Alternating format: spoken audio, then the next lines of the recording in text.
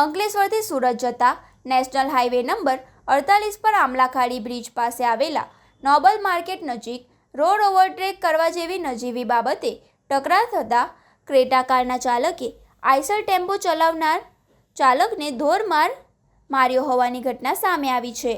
સ્થાનિકોના જણાવ્યા અનુસાર ઓવરટેક કરવાની તકરાર અને ત્યારબાદ બંને વાહન ચાલકો વચ્ચે થયેલી બોલાચાલીને કારણે હાઈવે પર વાહનોની લાંબી કતારો લાગી ગઈ હતી.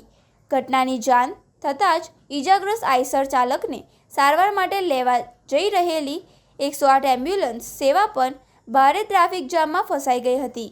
108ના સ્ટાફે ભારે જહેમત બાદ ઘટના સ્થળે પહોંચી ઈજાગ્રસ્તને તાત્કાલિક નજીકની હોસ્પિટલ ખાતે સારવાર અર્થે ખસેડ્યો હતો.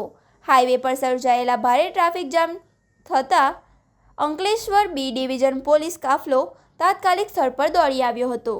પોલીસ માર્ગ વચ્ચે ઊભા રહેલા આઈસર ગાડીને સાઈડ પર કરાવી હતી અને કલાકોની ભારે જહેમત બાદ વાહન વ્યવહાર પૂર્વવત કરાવ્યો હતો. પોલીસે ફરાર થઈ ગયેલા ક્રેટા ચાલક સામે ગુનો નોંધી તેની શોધખોળ હાથ ધરી છે.